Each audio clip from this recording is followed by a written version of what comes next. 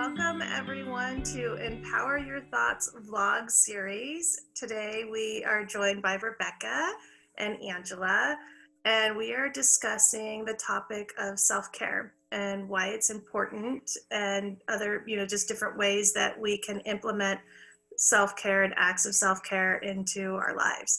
What do you girls think about that? I think it's a really important topic, especially now with the way I think where the world is right now. I don't know for you girls how you feel individually, but it's like we're kind of over the shock of it. We kind of settled in and we're like, how much longer is this going to go on? Right? It's like, is this the new normal? We are just waiting for things to get back to normal, and slowly they are, but it's not the same. And I think self-care is something that is really needed right now for us as humans, as a society, and as individuals to adjust. Yeah, I agree. I know for me, I feel like there's a lot of, discontent and frustration that there's, we're not getting back to normal, and maybe the new normal might be this for a little while, and you just feel that frustration, and you kind of start, like for me, started feeling a little bit down. And also just like, okay, stop watching social media, stop watching the news, because that, they're selling fear, and it just makes you feel like yucky and down, and I don't like the way that makes me feel. So I think self-care is very important right now for a lot of individuals, for me, and I feel like a total hypocrite talking about this right now because I am definitely guilty of not taking the time to do the self-care that I need to. I get sucked into doing other things, or I just avoid. I guess I just avoid it. I don't know. How do you girls feel? Like, do you feel inspired to do those things as acts of self-care? Or, for me, I don't know why I avoid it. I just do. I think that it's very common for, especially if you're a natural giver, if you're a mother, or somebody that is used to putting other people first. I think it's very natural for us to feel like self-care is selfish. It can be, how dare I take time for myself to do this often. And I feel like I've kind of been forced in the last, 3-4 months to take that time for myself, because if I don't, I might lose my mind, and so I feel like I am making more time right now, more than ever, for myself to take hot baths. And, I've been actually the last couple of days going on walks by myself, just getting out and taking a walk, and that's very much a part of self-care, doing things that are, that just get me away from everybody else. And I think that's really important in this time right now too, because we're all kind of locked up with, as much as we love our loved ones, we're spending more time with them too, more than we've ever have before. And so it's really important to be able to take that time for ourselves so that we can show up better for them too. Yeah, I was listening to a thought leader the other day, and he was saying that during these times, it's not a luxury, but self-care is a necessity. Like, we don't have the luxury not to take care of ourselves. It's a necessity. We are, with everything coming at us. And I kind of thought about that. And it's funny because I get like little hits, little thoughts, little pushes, nudges to like do yoga and to write and to do this. And, a lot of times I want to revert back to my watch TV or read a book and avoid and not deal and distract myself from the self-care. And I was like asking myself, what is my resistance? Like, why am I resisting like this self-care and taking care of myself? And I think, Rebecca, you have a good point. It's being selfish, but I also think it's really part of it's, being alone with yourself and having to be accountable for your feelings and really sitting with yourself and being like, what is all this feeling, this emotion, this anxiety, these dark shadows that are coming up? And so I thought that was really interesting. That is really It's interesting. yeah. Yeah, it's you know, it's a hard thing. I don't know why I resist. And I think that it's partly like what both of you have said at this point, you know, like I do feel some guilt, and it's also just hard to find that time when you have so many demands of your time. But also, yeah, that there is probably that resistance of having to do any kind of self work. I think uh, it's like those layers that you're peeling back and you don't really want to deal with necessarily, especially when you're feeling tired or down. Like maybe your energy's already low and you're already feeling a little bit down, and you're worried that delving into that is going to make you feel worse. But the one thing, every time I will take time for yoga, or I will take time to meditate or take a bath. And I'm like, why am I not doing this all the time? Because it's so needed. And I'm a nicer person and I feel better about myself when I take the time to do it. I don't know why I resist. It's frustrating, but you know, I think it's kind of human nature too. You know, everyone's different. Yeah. So but I like what you said about it. It's a necessity right now. Like Mhm. we have to do it. We have to take the time, because it is, we've talked about the ripple effect in our environment. You know, it's not just about us, it's about other people and how we're impacting them, and it ripples out into our community and into the world. So everyone really should be taking that time. And by us taking that time for ourselves too, we're showing our loved ones, our children, our spouses, you know, that it's okay for them to take time for themselves, and that it is a necessity and that they need to, you know. Yeah. Yeah. So this is going to sound a little bit morbid.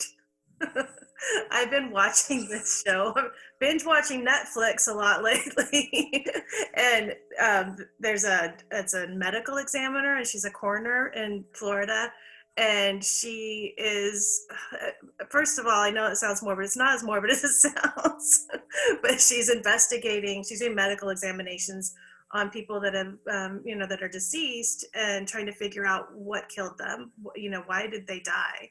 And so many of them, it was that they were not taking care of their bodies.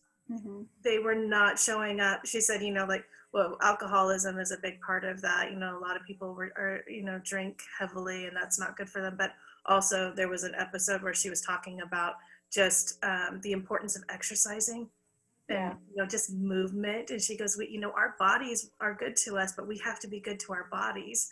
And she was actually discussing how important it is after you see people, you know, that are suffering, that have, you know, come in from obesity and cardiac arrest and having heart issues and stuff. And she's like, exercise is so important. And she, you know, just, she was struggling with it herself. She's like, it's so hard to find the time to get to the gym or to work out.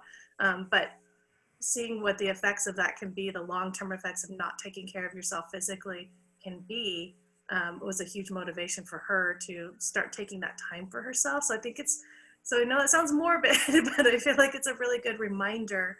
We've got to do it. We've got to take care of our bodies so that our bodies can be there for us and we can be there for our families. Yeah. Oh, go on. No, go ahead. Whoever was talking. It's funny you say that, because I think somebody else was saying that right now it's really important to move, you know, and like, even if you stand up and you do a little jig or you stretch, you know, like I sit a lot for my day job. And so, you know, just getting up and moving and walking around and things like that, I think is really important, because it moves the stuck energy too. And it makes your like body healthy. Yeah, no, it's all of it. Well, we're, you know, we're all connected. We are human, you know, we are physical, spiritual beings. And if we are not allowing either our physical or our energetic bodies to move and to have circulation and flow, energy flow and airflow, and oxygenating our blood, all of that gets stagnant. All of that gets stuck. And it doesn't feel good. I mean, you feel the impacts. Have you ever sat and watched Netflix all day long after like binge watching for hours? How good do you feel? How do you feel after laying there for hours?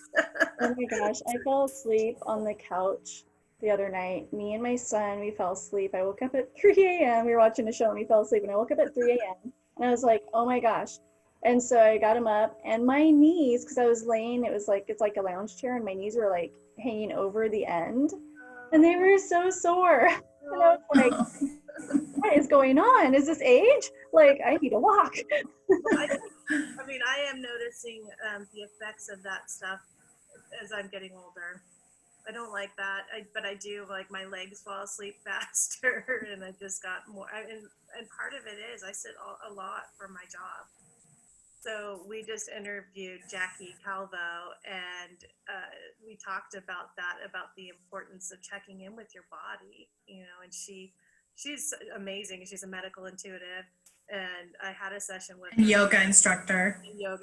So she is definitely an advocate for all of that movement and just checking in with your body. And when I had my session with her, it was really fascinating because it really it made me realize I don't check in with my body very often. I don't like, you almost ignore the things until they're so painful that they're like screaming at you. Like, this is bothering you so much that the only way I can get your attention is to scream at you because it's so painful. But most of the stuff that's going on in our bodies are so subtle, and we just tend to ignore it. And so her whole approach of just like tuning in with your body, feeling what's going on, and your body is actually sending you messages all day long, all the time, if we would just listen. Yeah. And so that was really important, and something I'm trying to integrate and remember to do. Yeah, it's really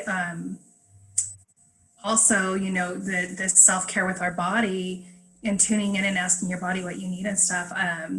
One of the things that I've been doing that I was not good at, and I mean, I have, we all go like this, where we're doing really good and then we're not so good and then we're really good. Well, I was tracking how much water I was drinking and making sure I was getting enough water. And when I'm not doing it, my body's telling me I'm thirsty. My throat, I can feel it in my throat, but it's like areas within my body too where I feel tension, and I know I need water. Like, just being, because once you're used to doing it and you find that flow, then doing it, then you can definitely notice that you're lacking. And yeah, that's part of self-care too, is just being able to give your body the right nutrients, vitamins, minerals, making sure that you're getting all of the right upkeep. That's a huge part of self-care. Yeah, I could definitely be better at too, with the vitamins and well, it's interesting because supplements. one of the things I was talking to my husband about the other day is that it's interesting in our country. I don't know about in other countries, but especially I notice in our country, whenever they talk about COVID, it's always about, the vaccine, what kind of vaccine, what kind of, medicinal thing can we throw at this, like what kind of treatment are we going to throw at this? And none of them seem to be talking about a holistic approach. Like, how about build your immune system up so that if you do get exposed to it, your chances of surviving it are going to be increased. It doesn't matter if you're not at risk. You should be building your immune system up. You should be taking vitamins. You should be exercising and making yourself heart healthy, and breathing, breathing exercises, which we're putting out a newsletter this month about the importance of breathing exercises, just because that lung health is so important, especially with what's going on with this virus. Yeah, I think self-care is multifaceted. You have your body, you have your spirit, you have your mental, your mental. And I think it's interesting because I was listening to another podcast, and the lady was saying, I think this goes back to what I was saying before. She was saying that she was talking to a nurse, and this COVID situation, the nurse was saying what they're finding. People are coming in during this time. People are having mental breakdowns. high successful lawyers, or whoever that is not financially strapped, but they're coming in with mental breakdowns. And I think that's part of they're not able to be by themselves and handle, we're so used to these distractions. And so it's like, to me, what I would say, like, what does self-care look like to you? Like, specifically, like, what kinds of things, could you do for yourself? So what kind of things do you do for self-care, Angela? Uh, writing. I've been writing more. I think writing for me is a very um, personal, vulnerable thing. And whether I'm writing in my journal or writing poems or writing fiction or writing a blog, whatever, I think it really connects me to my soul, connects me to the essence of who I am. Meditating, I need to do more exercise. That is like my weakness. um, and eating healthier is something that I've been trying to do. What about you? Um, yeah, part of the self-care that I've been finding coming out through this time period is drawing and sketching and being more creative in that way. And I think in a lot of ways for me, it's almost like healing the child within me. Mm. Because I'm starting to see that I'm not so bad. I'm actually really good, because when I was younger, I didn't feel like I was that good of an artist. And it was by no fault of anyone else, but my mom was an amazing artist. I mean, she is an amazing artist. And so I think little girls kind of tend to compare themselves to their mom, whether they're a singer or a dancer, and they want to be like them or emulate that. And, when I was younger and I would draw something, I judged it harshly. And now that I'm older and I have the ability to kind of maybe take a step back and look at it, I'm realizing I'm actually not bad at all. But not even that. It's just more that I really, really enjoy it, and it's really therapeutic for me. And so I find that to be a beautiful part of my self-care. It's something that I can do for myself and kind of just zone into it. And I'll put headphones in, or I'll watch a show while I'm doing it. And it kind of just like focuses me into my own little space. It's almost like meditational in a way. And I kind of zone everything out that's going around me. Going on around me. And it would be the same for reading, like when you want to escape into a book. It really is a form of escape, but for me it really is self-care. It's just taking time for myself and tuning everybody and everything else out. I think the difference is that you're allowing self-expression, creative expression to flow through you. And right. So, it is escapism, and the fact that maybe you're going into that more relaxed theta state because you're allowing yourself to just kind of be in the flow. But there's a difference because you are actually tuning in with your higher self, and you're tuning in vibrationally with your higher self by allowing that creative expression to move and flow through you. And that, I mean, I don't think that it gets any better than that, really, when you're allowing something that wants to come through, whether it be writing or drawing or being artistic or singing. I think singing is a big one. You're allowing that to come through you. You are aligned with your higher self and your calling of what it's trying to express. Yeah. As we're talking about this, I was just realizing I didn't even think about this till just now. Creativity is in your sacral chakra. For those that are watching that might not know where certain aspects lie within your chakras in your body, creativity is a big part of your sacral, which is your second chakra up from the root. And that's a chakra that I've definitely I know that I've had to do work in. So I find that interesting that right now I'm doing this work. It's been a really long time since I've picked up a pencil and started drawing, but just since COVID, for whatever reason, maybe just because I have more time to kind of slow down and be quiet, I've been doing a lot of that, the drawing and singing, just being more creative. And it really has been doing a lot of work in that. chakra. So that's interesting. Oh, the sacral chakra is all about grounding, right? That's your root. Root That's is the root. So, but isn't that the next, like it grounds you? yeah, it's within that aspect. Yes, it is grounding. It brings you down into your root. And Pearl is about creativity. It's self-love. Um, Passion. It's like your passion, passion. yes, yeah, and it awakens the passion within you. So being creative, like you were saying, Rachel, where you're able to tap into this creativity that is yours and yours alone. No, but it's very unique to you. You know, anybody can sit down and draw, but what comes out of you and your mind and this creative process can bring up that passion that you have within you too. So yeah. Yeah, and it's not about that's not the point. Being a self-critic is not the point. Like, how Right. good is it comparing yourself to others? It has nothing to do with it. It's Right. not about the process Right. or the outcome. It's about the creating. It's about being in that moment and allowing to flow. And you said, you know, when you're drawing, it's like meditation. When I'm writing, it's like meditation. I'm like in this trance and I'm like in this zone and I'm in this creation. And it's funny because I'll be in this creation and I'll write, I don't know how many pages. And sometimes time will go really slow. And sometimes I'll be in there for like a long time and I'll be like, whoa, for me, it didn't seem that long because I was in that. But then when I looked up, I was like a couple hours gone by and I'm like, oh, you know, it's like a time warp. Wow. Yeah, time flies when you're having fun. Or it slows down when you're, but, You slipped into a different dimension. right. Yeah. So what kind of advice do you think you would give somebody, Rachel, for self-care? Like if they're just starting out or it's not something that they think about? Mm-hmm.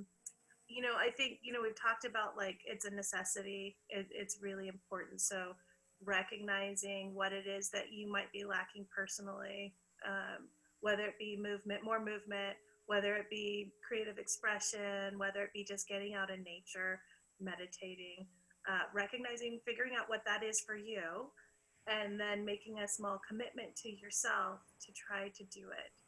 You know, it's as simple as that. Because, you know, I think a couple months ago, I was like, I'm going to start doing yoga every morning. I'm going to set the alarm and I'm going to do it. And I'm not a morning person, never have been. And so I have not done it, even though I told myself I was going to. So again, hypocrite here. But I think that's my advice to myself. So that's the advice I'm going to give everybody else is, you know, just make a commitment. And if, you know, waking up at 5 o'clock in the morning is not your thing, or it's not something that's realistic for you, then figure out what is. And then even if it's just small, kind of start making those steps, taking those steps for yourself, saying, okay, well, I'm not going to wake up at 6 o'clock in the morning to do that yoga, but I could probably make time, even if it's just 10 minutes, you know, at such and such time. I can set a clock and get up and stretch for 10 minutes, you know. You have those chair yoga things that you can do, your desk yeah. exercises. You should look those up. Yeah, seriously. Well, and also, you know, it could be some people just need to be held more accountable. I feel like I'm one of those people. And so find, you know, an online group or find a group of friends or community that can encourage you, but also hold you a little bit accountable to your commitment to yourself. Yeah. And take those class. Were you going to say something, Becca? Or I Rachel? was just saying, yeah, that's a really good idea, you know, to have accountability. And then also, you know, celebrate the small steps. It might be just that you found an app that reminds you to drink water, you know, and my husband has that app on his phone and it makes this little splash sound and it's good that he needs to be drinking more water. And then he can add in, you know, on that. So just like congratulating yourself for those little small steps that you are taking to just have better self-care and take care of yourself. So I know that we've done a vlog in the past about self-love, and now we're doing self-care. So what do you guys think the differences are? You know, like they're two separate subjects, but how do they tie in and how they differ? Becca? Well, self-love is really, I mean, my understanding of it is knowing that you are worthy to be love and to feel that love that you give others, to turn that love back towards yourself. And self-care it is the same, but it is very different. You know, self-care is like taking time for yourself and making sure that you check in with your body, like Rachel was saying, and ask yourself, what am I needing? What do I want? What makes me happy? So it is in the same category as self-love, because in order to give yourself that self-care, you have to have this love for yourself, right? We wouldn't be taking time for ourselves if we didn't care about ourselves. So I think it could also be an aspect of, if you practice self-care, it can lead into learning to love yourself more.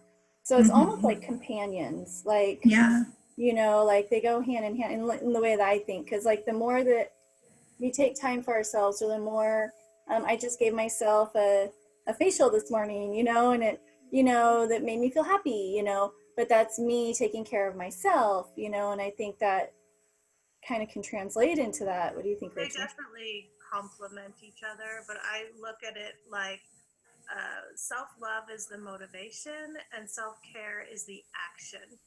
You know, There you self-care go. is the act of I like that. compassion for yourself. Hmm. yeah, And I think compassion kind of goes in there a little bit too, self-compassion. Like, I mean, that could be a whole different blog. Maybe we'll do that someday. But I think, you know, part of self-love and part of care is having compassion. You know, it's like if your child wanted to do something to, you know, make him feel good, you wouldn't be like, how dare you, you know, or maybe you would offer like, why don't you go do this since you love it? Or I don't know. No, no, you're right. Because we are often, and we talked about this with self-love too. We would never talk to ourselves, talk to our children the way that we talk to ourselves. Mhm. You know, in our or head. anybody else. Anyone, we Yeah. couldn't talk to anyone. It's the same thing. You know, if our kids or anyone was like, I'm feeling really motivated to work out. I've been needing to. You'd be like, yeah, but you're not really gonna do that.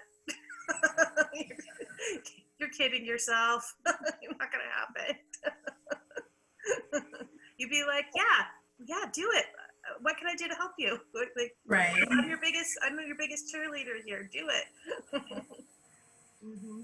So learning how to motivate yourself and cheer yourself on, you know, when you say, I'm going to start doing this, Yeah. don't let that ego voice or that other voice in the back of your head tell you, no, you won't. You know, if you're going to do it, and then like we were saying, celebrate those small steps that you're taking to do it. I think it's good to have a community or somebody who can help, you know, like Rachel's saying.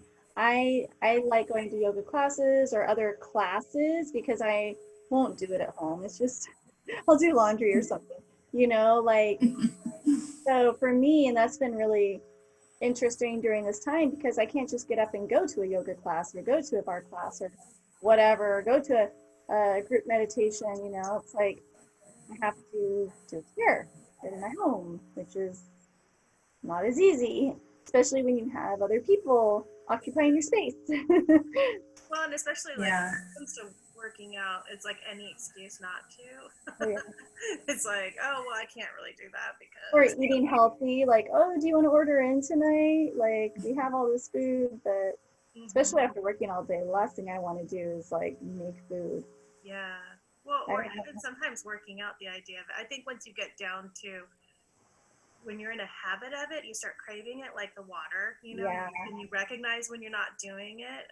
But initially, when you're trying to get over that hump of creating a new habit and doing it, it's hard. I mean, it doesn't, it's hard to find the energy to do it or It we takes Yeah. willpower. It takes determination and a willpower to flip that switch in your mind. Well, and I think that a lot of us, especially women, the motivation may be not as deep as that's a whole nother topic. But you know that you're not doing this act of self-care and that this act of self-love for how you look. That's really not the purpose Yeah. of it.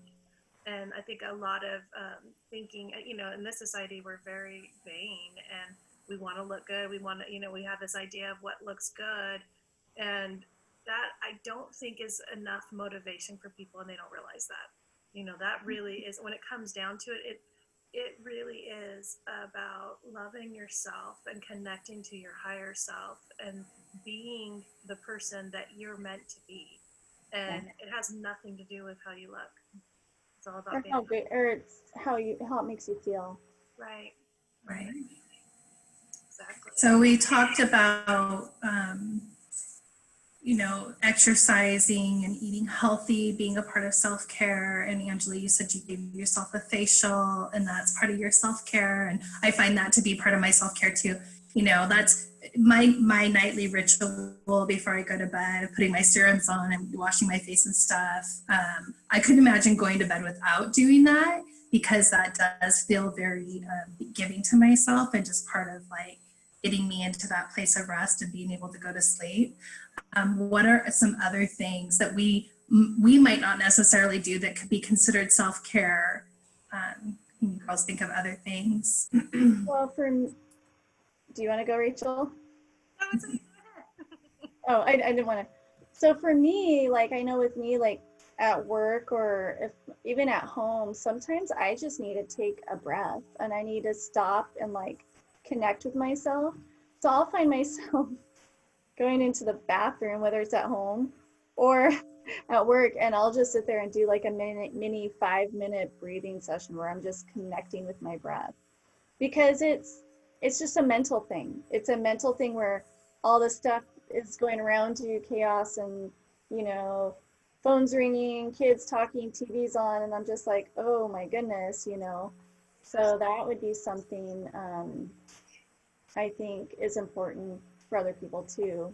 It's to like take that time and just connect with yourself throughout the day. I've been talking to my son the importance of being in the moment and not worrying about tomorrow or not stressing about what happened yesterday, but really just, we were in the car yesterday, we went to Target, and we were just talking about stuff, and I was like, happiness is being in this moment. We're in the car right now and we're together, like, and really taking a snapshot of that and how we're feeling, and that right there is a very powerful moment because we're connecting and we're together, and trying to teach them that. But it's also reminding myself, because it's so easy to forget, like, it's such a simple thing, but why am I not doing it all the time, So being in the moment,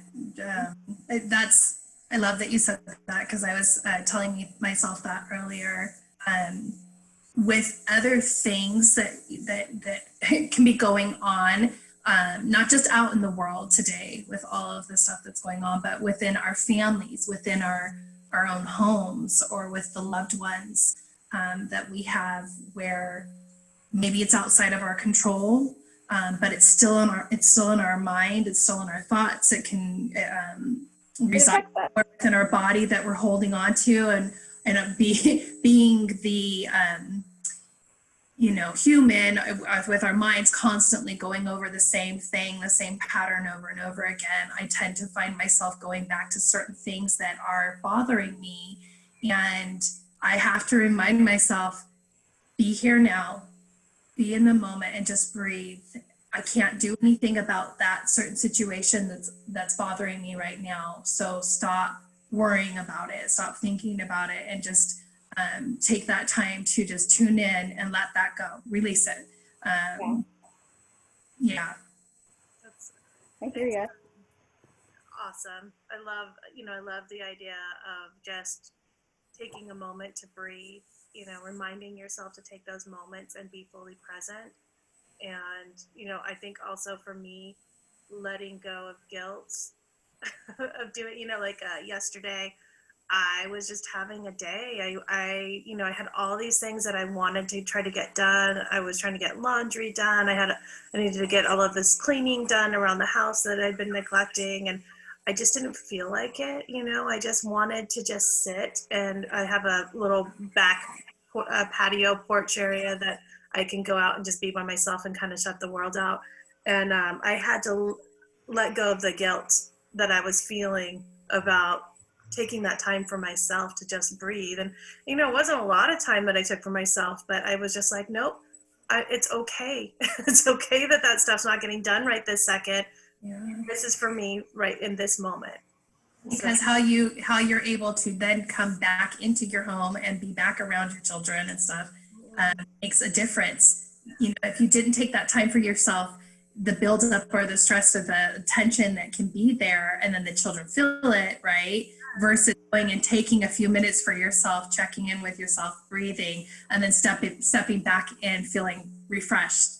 Yes. You know? Also, that whole huge difference. Moment, like when you're feeling that tension and that buildup and that stress, it's very hard to be in the present moment fully with you don't want to be there. You're like, I'm out here.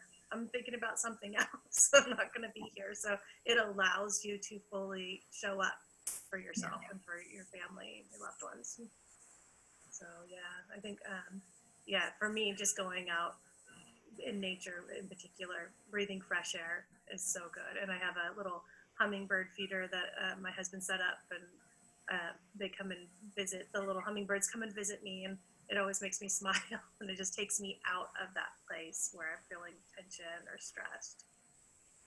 So going to a place in nature or going somewhere that gets you outside of that stress, you know, or takes you outside of your day-to-day norm, just going and taking a minute or in the day, you know, taking a drive to a lake or the woods or the beach, you know, just getting away is definitely self-care. You know, we go to the beach a lot because especially when I'm feeling the tension rise, I'm feeling it's been a really particularly hard week, a lot going on. I know I need a trip to the beach. I need to go put my feet in the sand. I need to breathe in the fresh air. I need to hear the ocean. And it's a reset. It's a reset to my system. Yeah. But, you know, if you can't do that, you can't get away. You've got a really busy life and you're working still outside of your home or whatever. Going and taking your shoes off on a break, you know, taking your lunch break and go take your shoes off and put your feet on the ground and just breathe in the fresh air and feel that connection to the earth. And there's science behind this. You can look up grounding and what that means, but the earth has this ability to recharge your system, and it helps with the negative ions that you tend to take on sitting in front of a computer all day. And literally you just need 5 minutes to reset, you know, putting your feet in a bed of water. You know, just things like that. And that's why baths are, for me, so important. I love taking a bath because it's just the act of being in water and resetting my system. Well, or if you're at a place where you are not able to take your shoes off or ground because you're covered, you know, there's cement everywhere, or just not professional. Like there's no way to do that.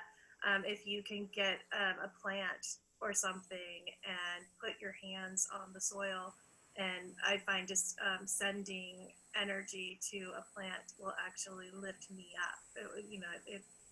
It makes me feel recharged and renewed because it's almost amplifying the energy that I'm giving the plant. So that would be a way you could do that, you know, and then drinking water again. Or having a water fountain in your space too is really, you know, I have a water fountain in here, and you know, being able to turn that on when I'm doing meditation or drawing or whatever, and hearing the sound of water is really nice. And you can get, you know, little water fountains. They have them even at Walmart. I mean, they're really inexpensive. That's a really easy way. If you like the sound of water and it brings you a peace, some peace of mind, you know, that's a really easy, affordable way of bringing some grounding harmony into your home, into your space, into your workspace. And if you like crystals or rocks, that's another one. Keeping those around. Yeah, I think it like sounds super simple, but like self-care sounds simple, but I don't think it's always easy, because I think it's basically showing up for yourself.